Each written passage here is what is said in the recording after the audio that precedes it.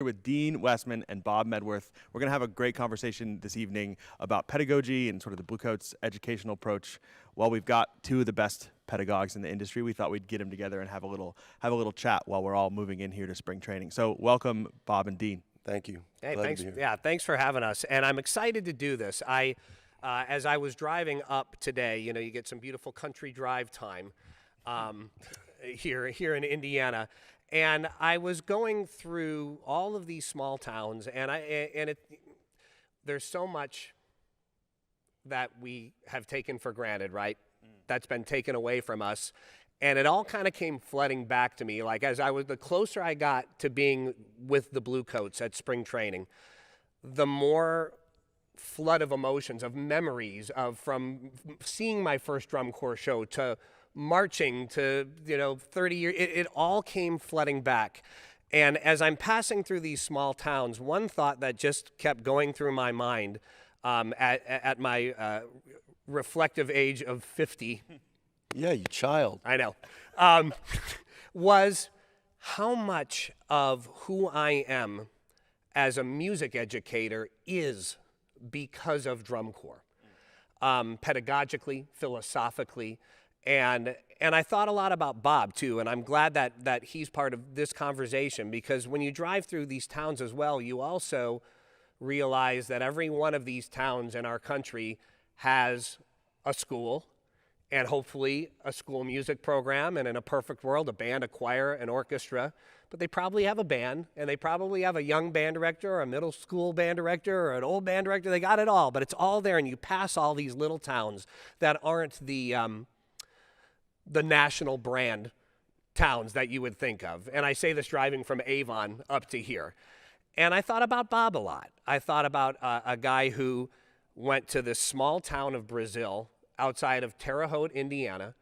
And I thought of the saying, the grass is always greener where you water it. And I think people are going to learn some great things as we visit with Bob, too, from somebody who did exactly that, like went to a place and built it from the ground up, to now in our state it's a powerhouse, and to him and to his wife, it's just the family there.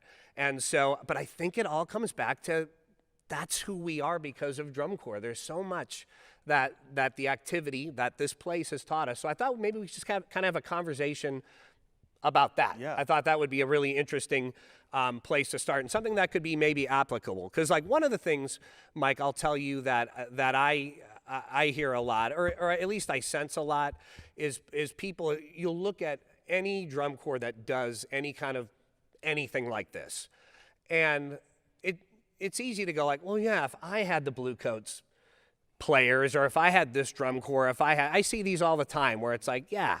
And I think what you learn is a podium's a podium, a band room's a band room, a kid's a kid. I don't know, Bob, I've watched you stand in front of a high school band and say literally the exact same things that I've watched you stand in front of the Bluecoats and say. Carolina Crown, like I've watched you with different drum corps. I don't know, what do you approach it any different with a 14-year-old high school kid than you do with a 20-year-old age out? No, not at all. You might be talking about different things and different levels of achievement, but you're still teaching the same way. You're talking to the kids the same way. You're asking for the same things. You have the same expectations, and you're treating them the same way. It's all. When I come here, I don't think, okay, I got to teach a different way. Right. I teach the same way from when I just left the cornfield. Absolutely, absolutely, and you're learning new things constantly. That is the exciting thing about like the Bluecoats experience, specific horizons pedagogically in ways I couldn't imagine. Largely because the productions that these guys put on, what it takes to make an ensemble play together, like what they have to do. That, I really think all drum corps, but I think about some of our shows and kind of our modern Blukes to make it all sound great to the audience. And those concepts, and watching our musical team, Kilgore, Gibson, just watching them put that together. And I go back to my orchestra, and we might be playing. I remember when we were doing the Shostakovich Piano Concerto No. 2, which is uber. But in my mind the entire time, I'm like, please, I watched, like I would go in my mind to something I watched the Bluecoats put together, where they're over here and they're over here and they're over here and they're over here, and it's all working. And then when then you get in front of an orchestra, it's like, well, let's just apply some basic concepts here about, I'll give you a great example. I talk a lot with my symphony orchestra about riding the wave of sound of the percussion section, because like if we were playing Mars, yagadadap-bap-bap-bap-bum, with the orchestra, the way an orchestra is set up, I can use a concept there and tell like the folks in the strings, like, just listen to the drums. And I'm going to stand here. When we did it at Avon, Matt Harloff didn't even conduct. He just pointed straight forward because we had conditioned the kids in a drum corps way to do that. So there's so many skills that you can apply. That's not just a Bluecoat skill or a drum corps skill, but together is together, in tune is in tune, sounds good is sounds good, beautiful is beautiful, expressive is expressive. Looking good is looking good, being tall is I being don't tall. care if you're a choir, it doesn't matter, so that's, when I say everything I learned in drum corps, it's more that. A lot of it is what you're saying, it's a standard. Yeah, well, people talk about the value of drum corps for upcoming band directors a lot. And you mentioned, there's band directors in every small town, and maybe some of them march drum corps, but here you are, having learned from other teachers. That's why it's so valuable also for the people on the field. They're also watching Kilgore and Gibson and all these incredible people do ensemble alignment and do interpretation and talk about theory and how that applies to, achievement in a horn line, for instance. There's the opportunity for the students to learn. There's opportunities for Dean and Bob to learn. There's so many opportunities to share, and I think maybe that's why it's been magical getting back together in person, because you do miss out on that on Zoom, and us being together again. It's like, oh, I can learn from my colleagues and friends again. I can amplify what they're doing, and they can amplify what I'm doing. It's an interesting sort of meta opportunity, to get better as a teacher.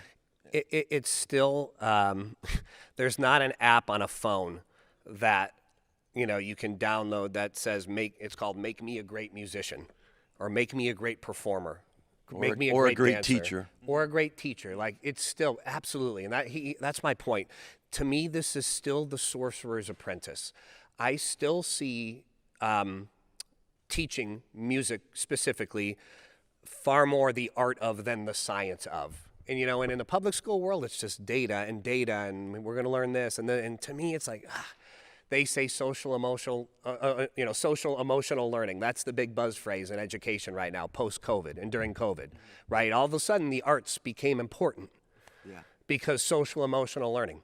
It's rehearsing. In my world, that's just called rehearsing. Social emotional learning is built into what we do, and it's a sorcerer's apprentice activity. If you really want to be a great teacher, there ain't a textbook. There's not one thing. But if you can surround yourself with as many of the great things, and I'm glad you said that, Mike, because I would say for that student who's out there maybe that has, well, wherever you're at, but if you got another year left of drum corps in you, and you're watching this and you didn't take part this year, and especially if you're a music ed major, it is an advantage you have. And that's very different from when we came up. Like when I came up, there was just a few music majors that would even be in a drum corps. And now there's a ton of those, and that's a great thing. But it's really more, what do they do with that opportunity? You can say, I marched blah, blah, blah, and have that on a resume, and you can probably get a first job. I don't know if it gets you a second job, right? But it does give you the skills to... But if you pay attention to the people you're around while you're in the experience and you apply that, I'm going to ask you, something Mike said takes me back to 1975, 1977, when there were all the drum corps shows in Northern Illinois and Wisconsin and everything. And that was just something Ruth Ann and I did all the time. Get in the car, go to the show. But we didn't just go to the show. We got there as early in the day as possible and figured out where Santa Clara was practicing, where the groups rehearsing, and go watch and go learn and go listen and just pay attention to everything they do. And then try to figure out, how do I take that back to the cornfields, to 14-year-olds? How do I apply it? And sometimes I'd go back with something I thought I had figured out that was making Santa Clara wonderful, and I'd go back and the 14-year-olds would look at me like, you are a moron. This Right. does not, Well- but over time you learn how to adapt those things You bet. and put them to work. Yeah. No, the more you immerse yourself in the personalities, the people, there is so much to be learned from going through this. It's why I still come out. I mean, why do I still come out? Like, why are we still doing this? And it's doing this because I know that I'm going to be a better teacher when I walk out of this. I'm going to see somebody do something. And it's funny how often I'm surprised by where I shouldn't be surprised by where it comes from anymore. Because there's part of me that just expects, like, well, I'm going to go learn something from the horn line, right? Just the brass guy in me. Yeah. But then I'm always amazed how much I'll learn. Like, might be around like a weapon class, where they're just doing something with the rifles. And then you'll just see something they did to make a moment sparkle and shine. Mike, you had said when we were going to have this visit, like, well, we want to talk some about pedagogy. And here's what I would say about pedagogy. That's a broad stroke. That could be like a 50-volume series. So let me just say, here's Dean's deep thoughts on pedagogy, especially how it relates here, but specifically to people who are teaching or who want to be teachers. You could be the greatest pedagogue in the universe. You could know every one of your secondary instruments like it's a primary instrument. You could memorize your scores. You could have perfect pitch. You could have all of that. If you cannot connect with other human beings and use music as the vehicle to do that, your ceiling is so low, it actually would be shocking. Even as talented as somebody like that would be, and there are people like that. Likewise, you could be the sappiest, people dog me a lot, make fun of me for being, the kind of the corny personality that I am. I'm well aware of I know what I am. I know. Like my wife's always like, we told him. Right now, Adriana's like, back off, ladies. He's all mine. No, but the flip side of that is you can't just be a sappy relationship. There's a ceiling to all of it. Sure. I think about the movie Mr. Holland's Opus, and there's a scene where this clarinet player is playing, and it's terrible. And she plays again, and it's terrible. And then he goes, play the sunrise. And then it's awesome. And so the next day after I saw that, I was teaching in Texas, and one of my amazing mentors, Rick Yancey, he did that with a clarinetist, and it never got better. And he turned around and he goes, see, I told you that wouldn't work. And my point being, you can't just be the sappy relationship guy. There's a ceiling to all of it. But if you can master the pedagogical side of your craft by watching great teachers, by strengthening your weaknesses, which is a world I live in now as an orchestra director, that constant imposter syndrome feeling of this is not my thing. I'm a tuba player from Chicago. But how hard it makes me work to understand what makes that, right? So if you will push yourself pedagogically to, I think I always thinks it starts with understanding the instruments, just understanding every single one of the instruments and what they can do and what they can't do and how to make them do it their best. And then if you happen to be a people person or not, it almost doesn't matter. If you can max out the true, genuine, honest relationships, and that's the one thing I certainly learned through this pandemic. Now, your ceiling as an educator, I believe, is limitless. That's why we keep coming here.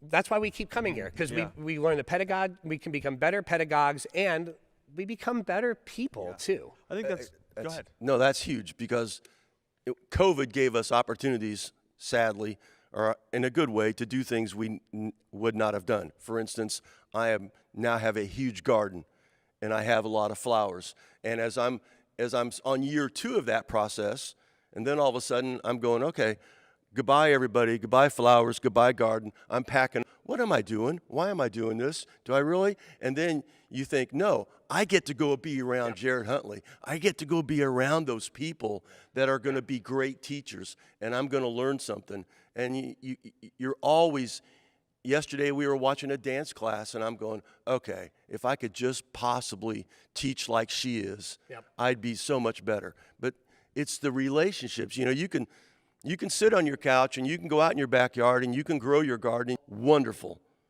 But it's the relationships of being around people that make your life so much better. Yeah. And I think that's why we were so, of course we had to think long and hard about how to achieve a season given all the challenges that we've had in testing. And Dean, you just came from your 15-minute rapid test in the medical suite down the way. We thought long and hard about that, and of course that causes you to do the same thing you were talking about. You get to stop and think, why are we doing this? Is this something that's worth doing? And ultimately you arrive to, well, yeah, we've talked a lot about how drum corps kind of creates this ecosystem of people being able to engage with it. You mentioned going to see shows.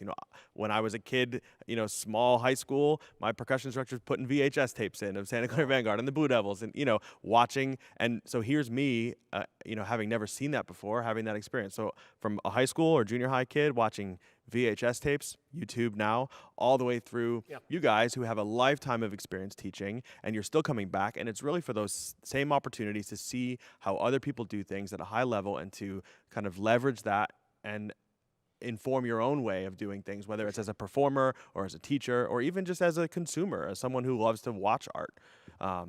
So we made that decision. We said, yep, let's do it. Let's make it happen. Let's spend the money and let's get the people here and let's do it. There's the element you can't forget, and I give my wife all the credit for this. You could have taken this year off. Yeah. We could have said, okay, well, this is just too much. COVID's too much. This is too hard to do. Let's just wait till this is really over. Yeah. But you guys said, no, we're going to figure out a way to do this. Yeah. And that was so much of my wife's attitude.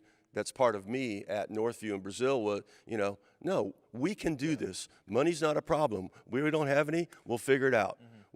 John Vanderkoff writes our drill and says, we need these big props. My first reaction is, how in God's name are we going to do that? Mm-hmm. And Ruth Ann's first reaction is, well, we're going to do this. We're going to get it done. Yeah. I'll never forget one time we were jet skiing with friends, and I'd been out on the jet ski, and I came back up to the beach, and Ruth Ann's talking to the assistant band director, and I hear the word San Francisco. And I go, what? What conversation is going on here? We're taking the guard to San Francisco. And I go, what? How are we? Well, I don't know. We'll pay for it. We'll figure it out. But that, us being here today, those kids over there right there, those kids over there practicing right now, is all because of you guys saying, we're going to make this happen. And they're getting better today. They're better people today. They're learning something. We're becoming better teachers. That's all just awesome to me. Yeah, and I think that might be the takeaway and a good way to put a bow on this particular conversation. And, you never know how many people are going to watch this or who's going to watch this, but if one person sees this, I don't care if it's drum, anything competitive. The BOA band directors, Winter Guard, there's competition everywhere. And you talk a lot about the what and the how, right? What is the program? How are they performing it? And I think this whole thing has put such a refocus on what I think makes the Bluecoats really special, which is we talk 100% about which is the kids. Mm-hmm. And I think when you just keep it right there, it's there's been a piece of my soul has been missing. I would say since August of 2019 when I last saw that drum corps perform live, and it just has hit me every mile I got closer here today. I felt that starting to fill right back in. Yeah, absolutely. Not that I want to end this and go watch them rehearse or anything. Right. I think we all do because, we all got here. You haven't seen the drum corps yet, but we got here and it's like, oh my gosh, here it is. I have it. And you both have talked and it's certainly true for me. And I think it's true for everyone else that we all have such distinct memories of how we learned from this activity, learned from music education in general, and how drum corps has just kind of enriched our lives and made us better teachers or administrators or whatever. And so, here we are. Yeah. We get to end this conversation and go watch the drum corps. And in just about a month, people will finally get to see the Bluecoats again, and young students and teachers and everyone in between will get to interact with drum corps again in a way that will continue to, make our art form better and make us better educators and everything. So I'm really looking forward to that. Better people. Yeah, 100%. Let's do it. Yeah, thank you to both of you for being here. Looking forward to having you in. Let's go teach. All right. All right.